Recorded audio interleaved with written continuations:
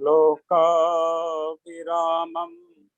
रणरङ्गधीरं राजीवनेत्रं रघुवंशनाथं कारुण्यरूपं करुणाकरं तं श्रीरामचन्द्रं शरणं प्रपद्ये।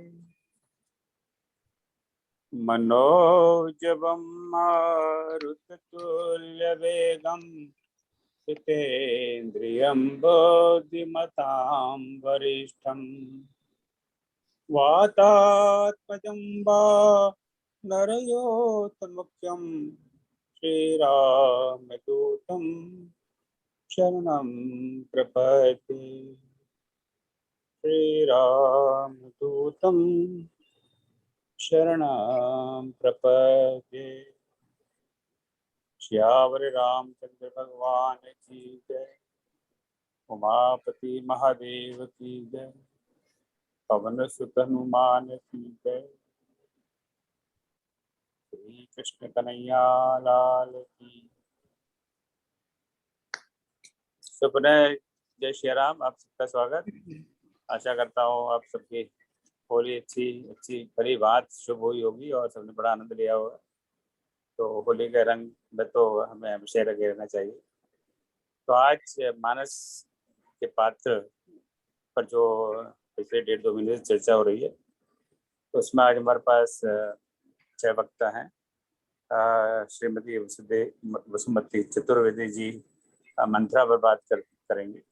उनके बाद में श्रीमती सुश्री मल्लिक जी भाई भरत पर बात करेंगी। फिर श्रीलंका से डीपी सनाली नदी पतिरण उर्मिला जी पर बात करेंगी। और फिर कई पे 3 वक्ता बात करेंगे। कई बात मधुर पात्र रामायण का श्री देवी प्रसाद मिश्रा जी, सुश्री पूनम मिश्रा जी और श्रीमती मंदना गुप्ता। तो आप सबका स्वागत है। आशा है आप सब जुड़ गए होंगे, क्योंकि मैं फोन से बात कर रहा हूँ और मैं प्राय फ़ोन का प्रयोग नहीं करता जूम मीटिंग्स के लिए, पर यहाँ पर मेरे पास और कोई विकल्प नहीं है, तो मैं किसी को देख नहीं पा रहा। और मैं ज़्यादा फ़ोन से छेड़छाड़ नहीं कर रहा। वो छेड़छाड़ करूँगा तो जो है हाथ में वो नहीं कि चलाया जाए। तो उसी और जितना भी संभव होगा उतने समय पूरे समय आपसे जुड़ा रहूँगा। पर अगर कोई तकनीकी समस्या हुई और कुछ छूट गया तो आप बिल्कुल प्रोग्राम चालू रखिए और अंत तक बने रहिए। तो जय श्री राम। पुनः इस मैक्सिको देश की कैंकुन नगरी, और यहाँ पर इसको कहते हैं गल्फ ऑफ मैक्सिको, यानी मैक्सिको की खाड़ी। ये नॉर्थ अमेरिका और के बीच में जो देश है, जिसको अमेरिका कहते हैं normally, that United states of America, और मैक्सिको देश के बीच की खाड़ी है। तो उस खाड़ी के किनारे बैठ के मैं आपसे बात कर रहा हूँ। तो सबसे पहले आमंत्रित करते हैं आदरणीय श्रीमती वसुमती चतुर्वेदी जी को, जो मंत्रा पर बात करेंगे। वसुमती जी, जय श्री राम। आप जय श्री राम। तो सभी सुधीजनों को मेरा नमस्कार। आज मुझे रामचरितमानस के महत्वपूर्ण पात्र मंत्रा पर बोलने का अवसर प्राप्त हुआ है। भगवान श्री राम के चरणों में नमन करते हुए, मेरे आराध्य श्री भगवान शिव को तथा माँ गंगा का वंदन करते हुए मैं प्रारंभ करती हूँ। रामचरितमानस में तुलसीदास जी ने मंत्रा का परिचय इस प्रकार दिया है। नाम मंथरा मंदमती चेरी केकई केरी, अजस पिटार ताहि करी, गई गिरा मती फेरी। इस चौपाई से यह ज्ञात होता है कि मंथरा नाम की केकई की एक मंद बुद्धि दासी थी। उसे अपयश की पिटारी बनाकर सरस्वती जी उसकी बुद्धि फेरकर चली गई। यहाँ हम ये जान सकते हैं कि मंथरा केकई की मंद बुद्धि दासी थी। अब वो मंद बुद्धि थी, इसीलिए उसकी बुद्धि आसानी से दूषित हो गई। हमने देखा है अक्सर ऐसा होता है, जो लोग किसी के यहाँ हो रहे शुभ कार्यों में विघ्न पैदा करना चाहते हैं, वे ऐसे ही पात्रों को, ऐसे ही चरित्रों को माध्यम बनाते हैं, क्योंकि ऐसे लोग आसानी से भ्रमित हो जाते हैं। और वही माँ सरस्वती ने देवताओं के अनुनय करने पर किया। वे मंथरा की बुद्धि फेर कर चली गई और मंथरा अपयश की भागी बन गई। अब देखिए मानस की जो ये पंक्ति है, करे विचारों को बुद्धि जाती, होई अकाज कवनी विधि राती। इससे हमें यह पता चलता है कि मंथरा दुर्बुद्धि, निम्न यानी दासी जाति की थी। राम के रास तिलक की तैयारियां देखकर वो विचार करने लगी कि यह कार्य किस प्रकार रात ही रात में बिगड़ जाए। और उपाय सोचने लगी। आज हम देखते हैं, ये बात सही है कि घर के जो कुटिल दास दासी होते हैं उनसे हमें हमेशा सावधान रहना चाहिए, क्योंकि उनका कार्य काम बिगाड़ना होता है। उन्हें घर के भेद पता नहीं होने चाहिए। और हाँ, यह भी याद रखना चाहिए कि इन लोगों की जो है ना नकारात्मक कार्यों में बुद्धि बहुत तेज चलती है, इसलिए इनसे संबंध रखते समय एक दूरी बनाकर रखना चाहिए। मैंने देखा है, घर के नौकर चाकरों को आप बहुत मुंह लगाओगे तो वो आप अहित करेंगे, जैसे केकई के साथ हुआ। मंथरा की सीख ने केकई की बुद्धि को अस्थिर कर दिया। उसे शहद में घोलकर ऐसा जहर पिलाया कि उसका सब कुछ छीन लिया, और बाद में केकई पछताई। और उसने क्या कहा, यहाँ मैं इंदौर के कवि सत्यनारायण सत्तन जी हैं, उनके मंथरा काव्य की पंक्तियां उद्धृत करना चाहूंगी कि केकई क्या बोली।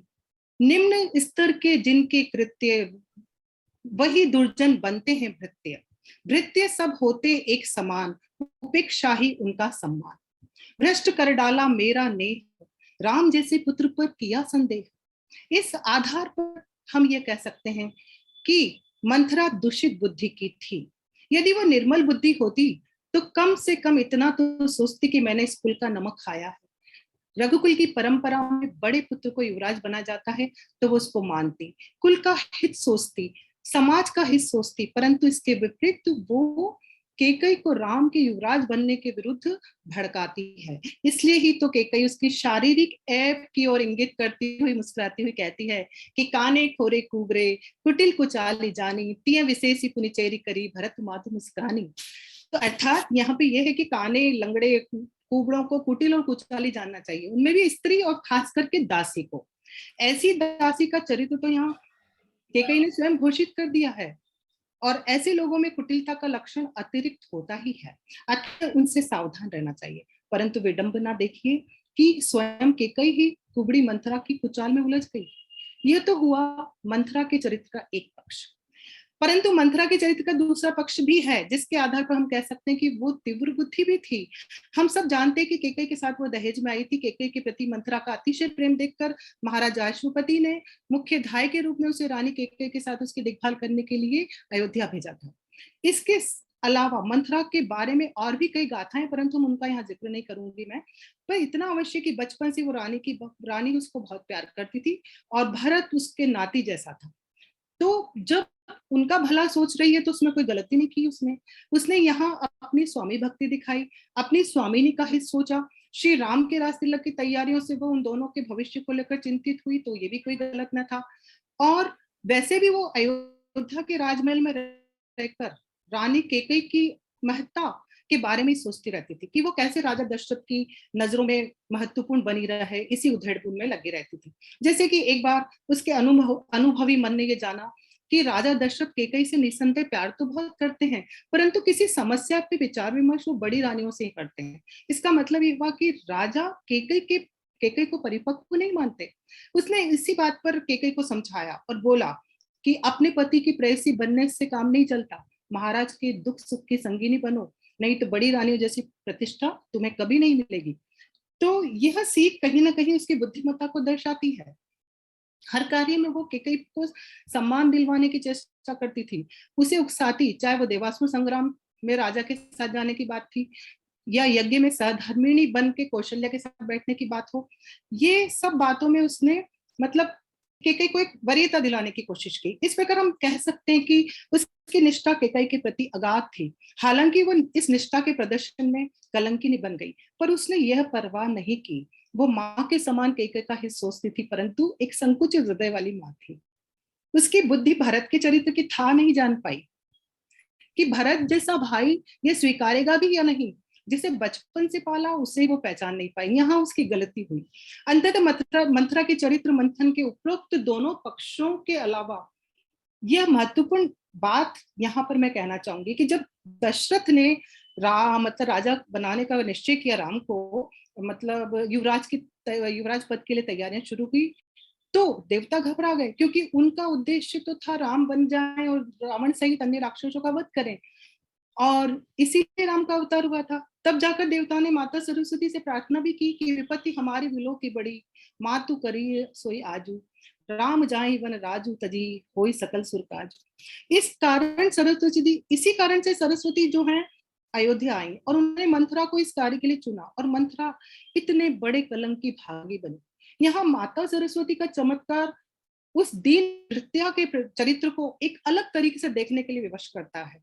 साथ ही तुलसीदास जी का उसे अपयश की पिटारी कहना कहीं ना कहीं हमारे मन में मंथरा के प्रति दया का भाव जगाता है और उसे दोष मुक्त भी करता है, क्योंकि वह देवीय कृत्य था, है ना। और अतः इसी आधार पे मैं मतलब कह सकती हूँ, या निश्चित रूप से हम सभी कह सकते हैं कि उसका ये कार्य जो था वो परिवार, समाज, देश हित से बढ़कर मानव हित के लिए था।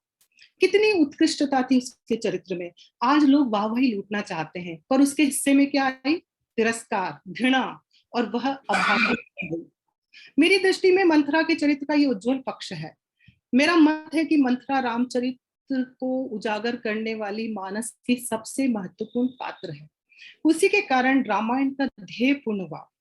रामचरित मानस में अरण्य कांड, किष्किंधा कांड, सुंदर कांड, लंका कांड आदि की रचनाएं हुई। मंथरा न होती तो चित्रकूट के भाग्य उज्जवल न होते, केवट की आशा पूर्ण न होती, ऋषि मुनियों को उनके तप का फल नहीं मिलता, पवन पुत्र को राम न मिलते और राम शबरी के जूठे बैर न खाते, सती, सीता, भरत, लक्ष्मण, शत्रुघ्न जैसे भाइयों का त्यागमय चरित्र संसार के सामने नहीं आता। इसीलिए मेरी दृष्टि में मंथरा अयोध्या के बाद की कहानी की सूत्र है। आज भी हमें उसका ऋणी होना चाहिए, जिसके कारण संसार राम के साथ अन्य उदात्त चरित्रों को जान पाया। उसके 3 वर्णों के नाम में राम थे। अंत में मैं यही कहूंगी कि मंथरा के जो 3 वर्ण है ना, उसमें राम थे। अंत के रा वर्ण को यदि प्रथम कर दें तो राम मंथरा के अंतर में शोभायमान थे। इसी के साथ मैं समाप्त करना चाहती हूँ। धन्यवाद।